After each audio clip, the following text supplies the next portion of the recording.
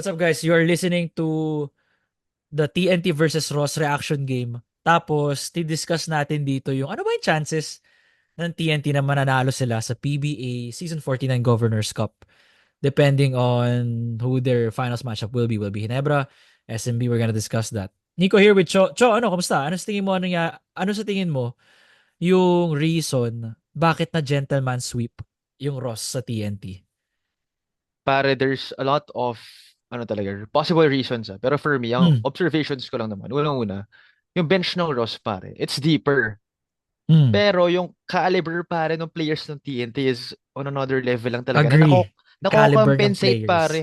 Nako-compensate Exactly. eh. I Tsaka bro, definitely agree. I di agree ba? with you. Iba pare, like, sino ba mga players yun? RHJ, di ba? Merong Oktana, Pogoy. Oftana, Pogoy ng Batak, 'di ba? Tapos yung Kim Aurin pare sumali pa nung game na yun. Like 10 points ata siya, 'di ba? Out of nowhere. Yeah. So, 'di ba? Tapos siguro din bro, I'm sure everybody will agree. Walang go-to guy sa Ross pare. Mm, yes, walang tama kayo na sinasabi. Si Mario din, sinasabi niya yan. Mm. Yes, Ross is deep. Pero when the going gets tough, kanina mo bibigay yung bola. Like, okay, napako tayo sa we haven't scored a bucket in 3 minutes. Kanina natin bibigay. Di ba? Yun yung problema nila ngayon. Tama, I agree. Go ahead. At bro, no, I don't wanna hate on Aaron Fuller, pero bro, like ikaw yung import. So, by default, dapat ikaw yun. By Pero default, 'di ba? pero Pero they hindi got eh. him as a specialist. Ganun Kaya siya eh. nga eh. He's more Yun, of a specialist if you ask me. yun nga yung mali bro eh. Parang, I mean, again, I don't wanna bash yung Ross, yung mga recruiting stuff nila, ba't nila naisip si Aaron Fuller. Pero alam mong wala kang go-to guy. Or at least kasi nag-assume ka na ganito dapat yung go-to guy. Mm. Pero yun nga, dapat the import should be by default the go-to guy. And yun na, sadly, hindi lang yun yung naging case.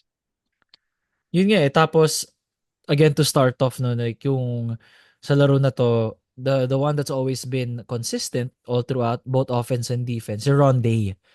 Ah, bro. Rondé Hollis Jefferson, 36 points, 10 rebounds, 9 assists, 6 steals. I think he's averaging 4 steals a Grabe game, no, bro, with 2 all blocks around. in the playoffs, at least in the semis. Grabe talaga si RHJ. And ito yung hinaharap mong import. Ganito da. Pero not everybody can Exactly. look for an import na NBA caliber. Mahirap ang harap ng ganitong import. Oh bro, lalo na, ayun, syempre yun nga, unang-una, di naman lahat ganyan. Tsaka, finding an import is not that easy. Pero, anyway, ikaw ba bro? Sige, sabihin natin there's really no go-to guy. Quick lang, no go-to guy for us, diba? Sino ba sa tingin mo yung pwedeng go-to guy? Or dapat na go-to guy? Na pwede nila i-develop na eventually. Oh, eventually, ganun, diba? Well, so far, si Nokum kasi second year niya pa lang, di ba? Pero Mm. Nokum is that kind of player na feel ko kaya maging that type of player na pwede mo bigay sa kanyang bola, let him create. Because he has the speed. So, physical tools, kaya niya eh. Di ba? He's Mm. absolutely quick. His shooting needs work, pero second year pa lang naman siya. Pero, Ayun nga. if we're discussing potential, Nokum has that. Kaya niya. Pero right now, hindi pa siya ready. Gian Mamuyak also kind of underperformed in Oo, this bro. game, in this series. Remember in the All Filipino Cup, Mamuyak was the one that shined for no pun intended, for rain or shine. Kasi I think he averaged like 17 or 18 on average in the All Filipino Cup. Obviously, this is not the All Filipino Cup. Mas iba na ngayon. Pero yun nga, medyo disappointing laro ni Mamu. Mamu could have been that guy. Ang sama na averages ni Mamu this conference. He's been very not passive, but more of his shots are just not falling. So I don't know what happened here. Is it because the ball is going more to Nokum? Is the Oh, ball going more to the other players? oh, So bro, yun like, yung mm, tawag doon, ulit yung sinabi mo, like, the exact word, para disappointing yung laro nila. Alam mm, mo, bro, like, ang daming mga, di naman veterans, pero nakakailang season na sa PBA. So, di ba, at some point, like, you expect them to finally, you know, shine. Lalo na, I'm gonna give an example, Andre Karakut. Like, may mga, bro, past moments dati na, kita mo naman, kaya naman niya yun maging, kaya niya maging go-to guy. inconsistent nga lang Ayun talaga. nga pare, wala, laging may reason eh. Actually same lahat eh, 'di ba? Like you could say the same with Santillan, Clarito. Si Jonard Clarito, sobrang speaking of Clarito, no, sobrang nag-underperform dito si Jonard Clarito the Oo, last bro. game. Closeout game, not closeout game, it's a do or die game. And then you only shot 4 times. Grabe, bro. Like, Si Clarito kasi yung closest uh, thing nila to a first option this year, to this ironically, conference. Di ba dapat siya? yun nga Tawag nga eh. sa kanya ni Coach Michael Jonard Oh, eh. Michael Jonard. Hindi ka naman makakuha ng ganong title if hindi believe sa'yo yung coach. Oo, bro. If wala kang ability to take over games. So, ayun, isa pa yun. Mostly, pinaka-disappointing talaga din si Clarito kasi, again, ikaw yung Oo, considered number one actually. option ngayon. Hindi si Actually nga. Fuller. Oo. Ikaw. Tapos Ang 4 weird attempts pakinggan ka nun ah. lang, Ang weird. I never thought darating yung araw na you'd say si Jonard Clarito ang number one option ng Ross. but it, but I'm Pero really, totoo, pero totoo, bro. because I have a high expectations from him, I watched him progress. So, bro, in an elimination game, your best player gives you 4 shots. Pero kasi Diba? bro, when it comes to Ross pare, like 'di ba wala kang go-to guy. So sa mga ganitong panahon bro, yung blame, yung pressure nasa spread yan eh.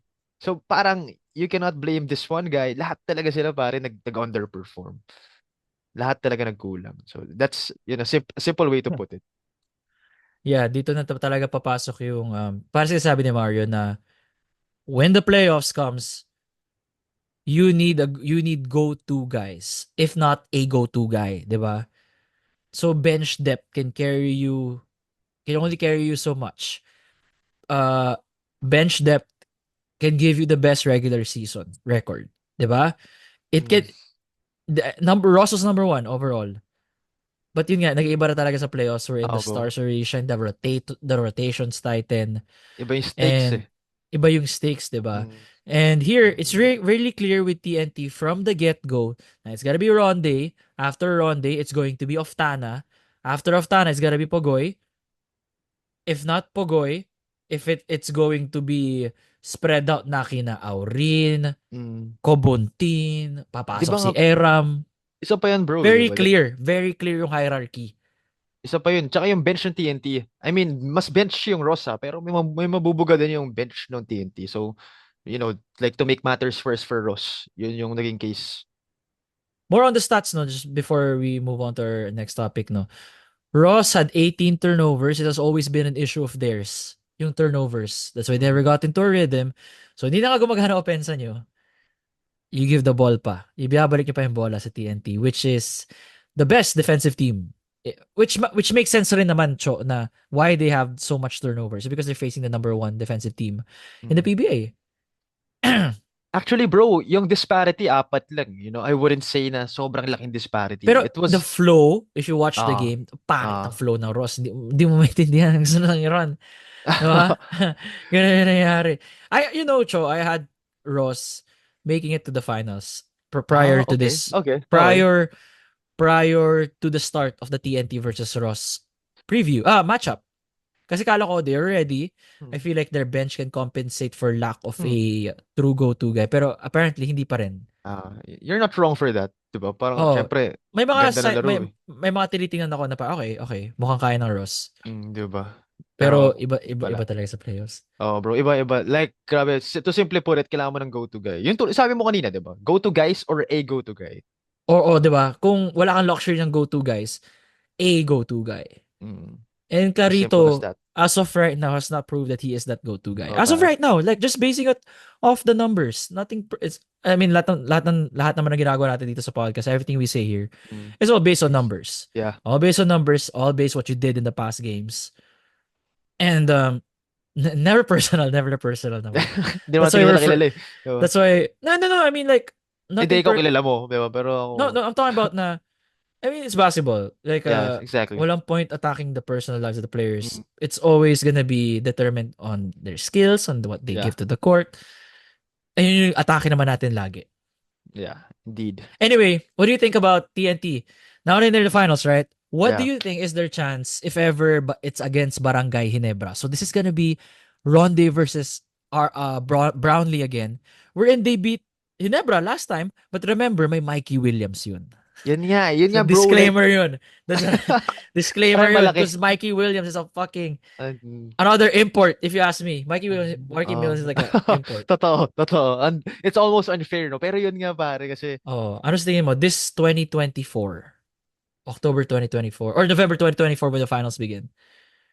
bro, for me, it's hard. Obviously, it's hard to say. So, pero, wala, nandito na tayo. So, ang sagot ko dyan, pare, I think TNT can beat the Ginebra. Feeling ko, bro. Pero Kent? Ken. Ken, bro, Ken. Ken Ken. ako, Ken. Kahit walang Mikey Williams, bro. Okay. Kasi, bro, like, yun nga, I mean, I'm kind of shifting back to what I said in the last episode, bro. Kasi, yung,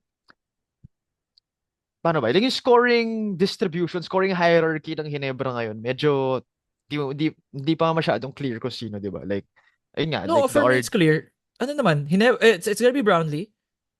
Then and then it could be sometimes it's a Stephen Holt game, sometimes it's an ah, RJ Abarientos game. Pero mas clear lang sa Hinebra na after Brownlee it's going to be our guards. Ganon sa Hinebra. Sa Ross hindi mo alam eh. At ang sa Ross din kasi their minutes distribution varies per game. One moment you're gonna see Clarito play 35, the next game is gonna play mm. 22. Yun yung problema sa Ross. Anyway, go ahead. Pero siguro, For mali you, din yung like go sinabi ahead. ko. It's your opinion. That, Yeah, okay. that, Go. di ko kasi, di. Okay, sige, fine. Ganito na lang. Yung TNT kasi, bro, like, alam mo yun, like, yung caliber nila, yung magdadala talaga sa kanila eh. Like, Okay. RSJ he's playing good right now. And on a good day, tuloy-tuloy yan. And, para like, at this point, I'm taking RSJ over Brownlee. Like, Definitely makes sense. Hindi kita di ba kokontrahin pare? dun. Di Hindi ba? kita Like, kokontrahin dun. Hindi kita he's, kokontrahin he's dun. on a roll eh. Pero si Brownlee kasi deadly rin pag uminit. Pero yun nga bro, para RSJ is on a roll right now. It's like So, 1A versus 1B. Like, oh bro, very ganyan lang yung difference may, silang dalawa. oh Hindi bro. ganon.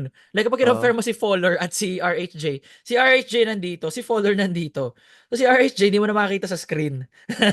bro. Hindi naman But siya yung ganun eh, di ba? RHJ and Brownlee tips the scales eh. Di mo, depende. If you're asking a Hinebra fan, of course you're gonna have Brownlee. Pero ganyan din. Aaminin ng Sa, Hinebra fan na hindi malayo. Yung bro. ganun. Anyway, go Tsaka, ahead for RJ. tsaka yun bro, like, yung bench kasi ng Ginebra bro, medyo inconsistent eh. Ako sa totoo lang like ako, people might hate me for this, pero I think Hindi, go lang. Ito yung gusto niya sa podcast, bro. Like, ang go daming ahead. wasted space bro sa bench ng Ginebra. Like, I don't wanna hate on the players, pero pare, ang daming nandun na parang wala namang, alam mo yun, super inconsistent, wala namang ginagawa masyado, like, based on the previous games. Diba? So, I don't wanna, diba, So, correct. would you say na they have a short rotate? They have a Oh, bro, nawala pa si exactly. Isaac Go. Ito kasi, they would have had a deep bench Ah, if not for the injuries of Isaac Go, Jamie Malonzo, Jeremiah Gray. Those are mm. three guys Oh, pare, like, laking kawalan. shaved off Grabe. the bench. Oh, bro. Kaya siguro na-highlight sa'yo yung mga, bakit ito naglalaro? Mga Oo, ganun. bro, ang daming wasted space, pare. Like, Or kaya, okay, pero gets yun nga, ko. pero Kasi may injuries. reason nga.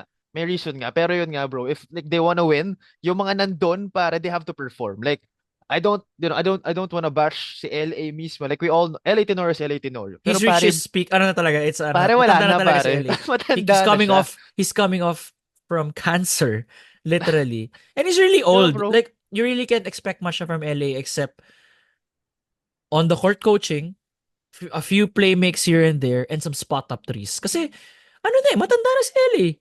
Di ba? Hindi mo Di madedena ba, yun. pare? Ako nga, pare, for me, wag mo na bigyan ng minutes yan at all. Bigyan mo na kay RJ lahat. Like, to get his Really. reps. So parang si Oo, LA pare. na lang yung magka-coach kay RJ na, uy, ba't mo ginawa Oo. yan? Like, ganito na Oh, lang. bro. Ganun, pare. Tsaka yun nga, bro, like, the likes of, ayun, Aljon Mariano, Nards Pinto, pare, hindi ko quality minutes yung binibigay. Si Kung, Nards pwede pa. Aljon hindi. ah, For me, si okay, Nards sige. pwede pa. Pwede pa, pwede pa. May Pwede pa mga si games, Nards. inconsistent lang eh, no? Oo, pero si Aljon dito. Hindi talaga, no? Hindi Hindi talaga, hindi talaga. talaga. Hindi Agree ako. talaga Si ba? Di ba, Aljon.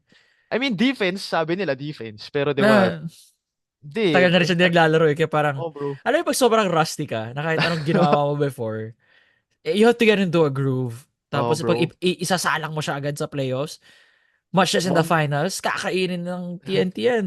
ano kasi siya bro, parang one-way player. Defense, hindi lang defense kaya niyang gawin, pero yun yung guaranteed sa kanya eh. So, Yeah. mahirap magsugal sa player na isa lang yung kayang gawin, di ba? Mm. So, that for me, yung, magiging difference maker siguro. Like, hindi ko masabing mas deep yung bench ng ng Ginebra eh. Kasi, I mean, obviously in names, they're familiar. Pero, I think TNT will really have a chance. Lalo na, inconsistent kasi yung bench nung Ginebra, bro. Like, the caliber of TNT will compensate for that immediately. At least for Kasi me. ano eh, agree. RJ Abarientos is their sixth man. Kita naman.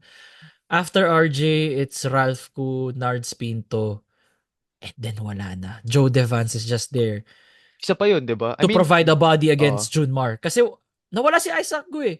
So they really brought in Joe Devance to try to annoy Junmar. Just an extra body. Mas maaasahan mo si Joe Devance kaysa kay Raymond Aguilar. mm.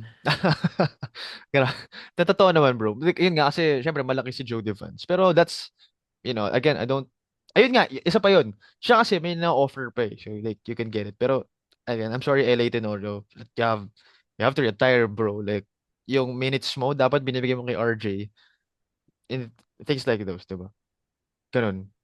Tsaka, ayun, bro, like, looking at the TNT, parang daming big bodies here, eh. Like, Kelly Williams, diba? Eram. JP Aram, pare. I mean, okay, yung Barkley Abonia, di naman super big body, pero 'di ba? Then, Henry Isa lang, Galinato. oh Si bro, 'di ba? Henry at some points can help you out. He's a serviceable player. Oh bro. Serviceable player si Henry. Yung Kubuntin bro, 'di ba? Like biglang Kobuntin sa nagka-shooting Swiss Army out knife, yeah. out of nowhere nagka-shooting bigla, 'di ba? So, Tama ka sa out of nowhere kasi medyo inconsistent si Glenn. Pero maganda kay Glenn, he knows, if his shooting doesn't work, he's gonna slash. pero ikaw bro, like ikaw, si tingin mo, Hinebra Tin. Hirap eh. It's really hard as well kasi feel ko match Hmm. sila with a slight edge to TNT. Ah, It's a matter of, okay, so TNT is the number one defensive team in the league, right? I feel like they shut down one or two of those guards, like just not shut down. They bring them below to what we have seen them, to how they perform in this SMB game. Kaya ng TNT eh. They have a good defense sa paint and they can defend the perimeter really well. RHJ can switch to any guard. bro. Isa pa 'yun. Sabihin natin, lagyan natin si RHJ.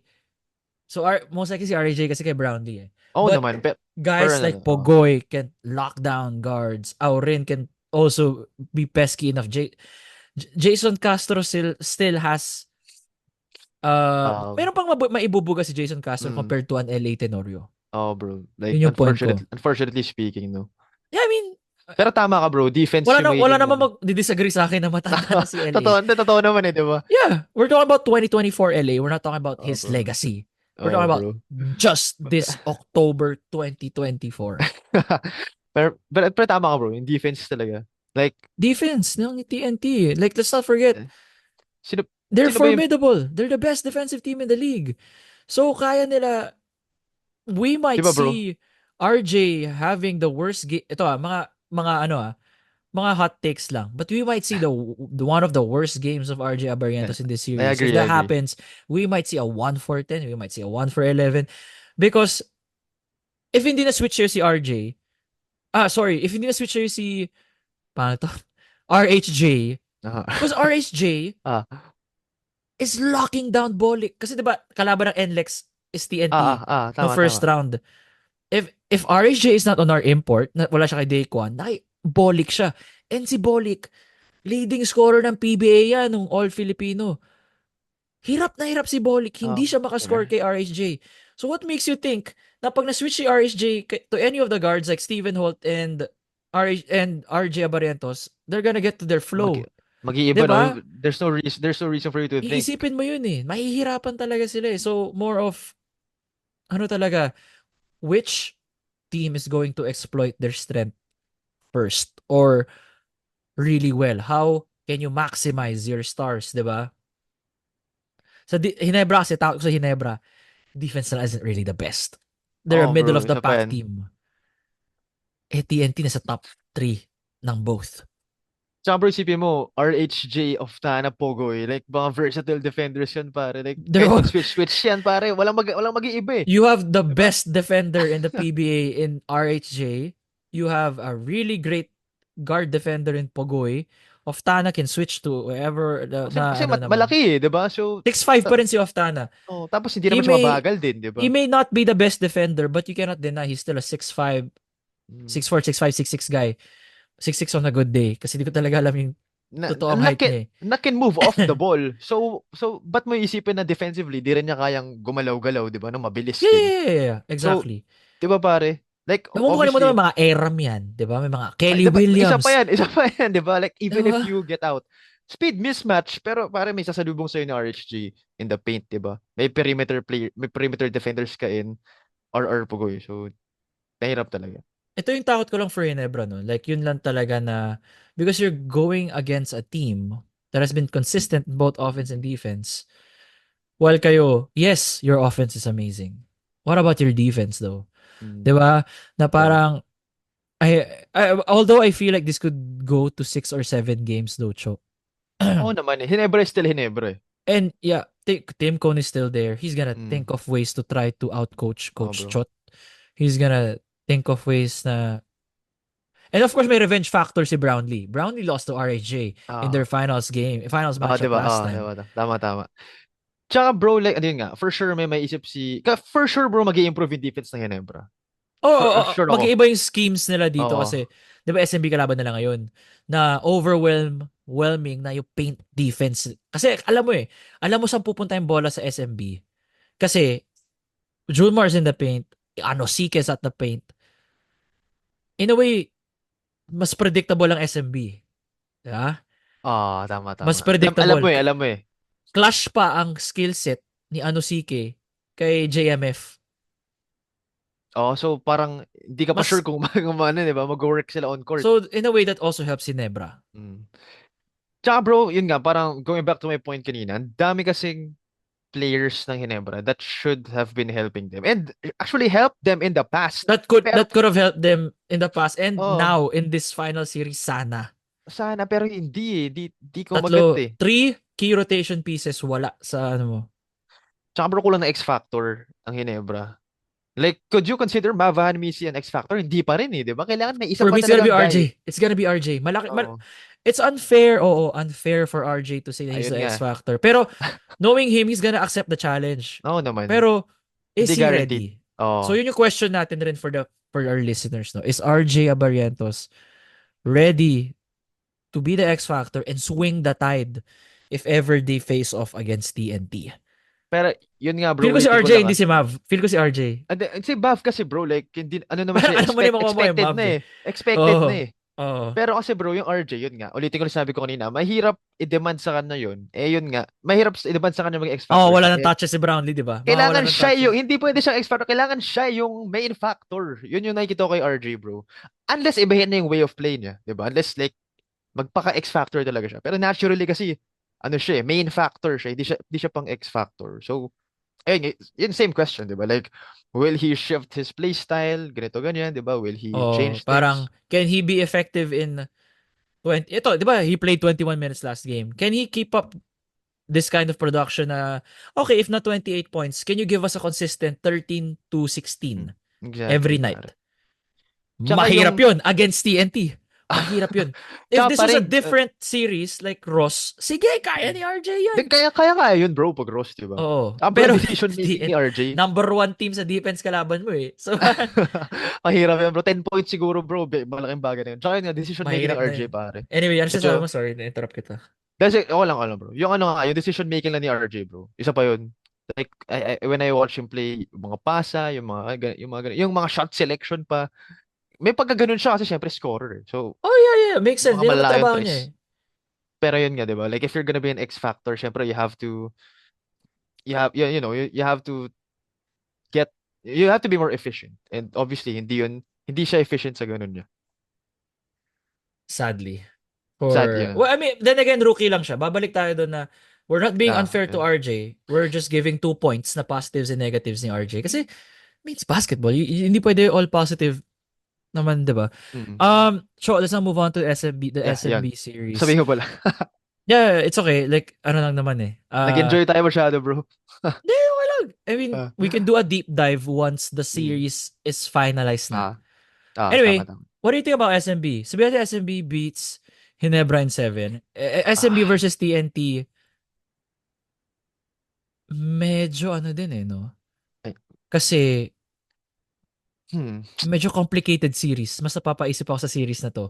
Actually, yun nga, pares tayo, bro. Mas Hindi siya, magwa-wonder ka. hindi siya as clear cut na sa Hinebra and TNT na alam mo sa inyo na yung mga guards ng Hinebra might have ito kasi it's Ay, Aram and Galinato and Kelly Williams. Pero you have to at some point involve RHJ in defending.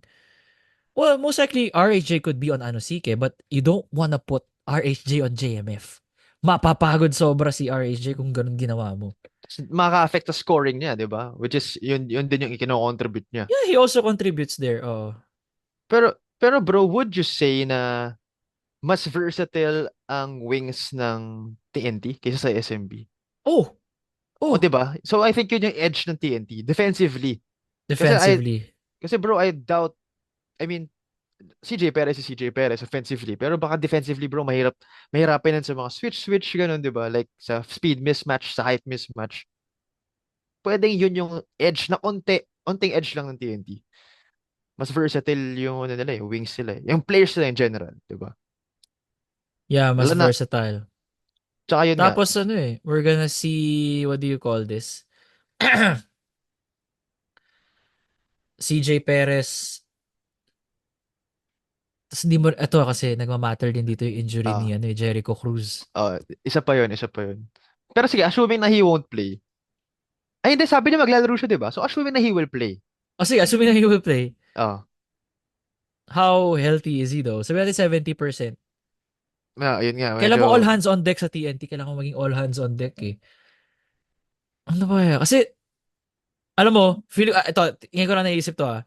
Coach Chot knows to, as much as criticism, as much as, sa dami ng criticism ako ni Coach Chot, aaminin ko na kuhang-kuha niya how to use his TNT boys. Sa Gilas, Gilas is a different story. Some people may not like how he ran Gilas, but mag-agree kayo sa akin na bro. Coach Chot knows how to use TNT. Yeah. He knows how to maximize his players in TNT. And I believe that could be the X factor on why TNT we can also beat SMB. I feel like in 5 or 6. Hindi sila mag-game 7 with Bro. SMB. That's for me. That for I me. mean, Yun yung sa I, akin. Ikaw pwede mo ano yun. I mean, it's possible, feeling ko. Because SMB, iba pa rin SMB, bro. Pero kasi, pare, like, si Junmar kasi, bro, like, medyo predictable yung limitations niya, eh. So, once you figure out Junmar, then, of course, si Anosike, basically, Junmar din naman yan na import na mas maliit, diba, na ano, inside din yung laro, kumbaga. Inside na yung laro. Basta mahanap mo yung recipe to stop them, pare, 'di ba? I doubt the efforts of the other players will be enough to stop TNT. So, which is yun nga, Yeah. bro, TNT kasi defense talaga. So I think they will have to focus on that. Lalo na, again, Junmore, hindi naman biro yan.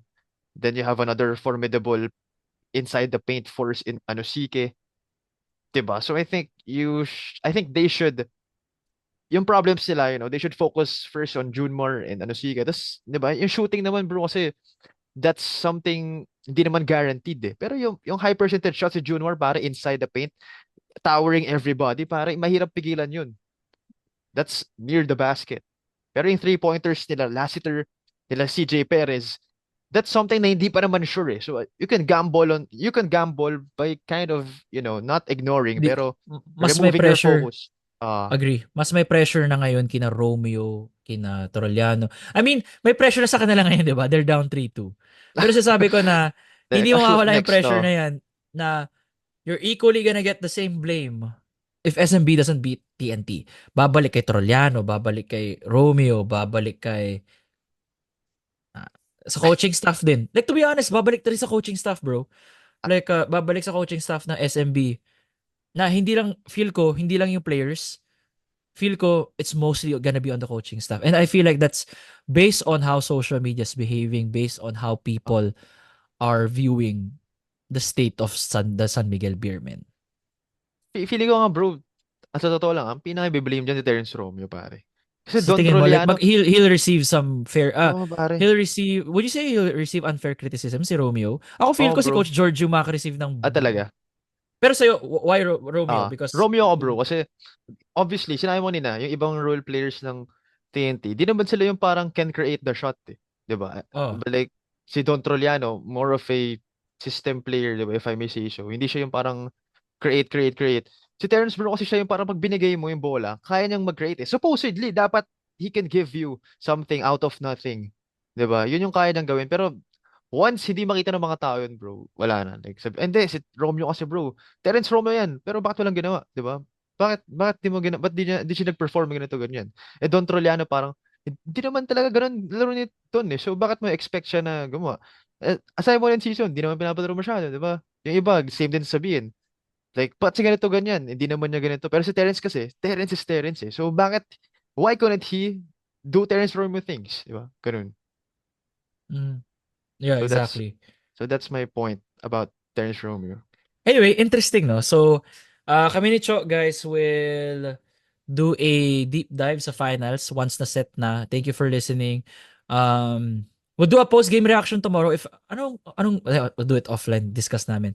But, hopefully we could do like a post-game reaction sa Game 6 outcome ng SMB versus Ginebra.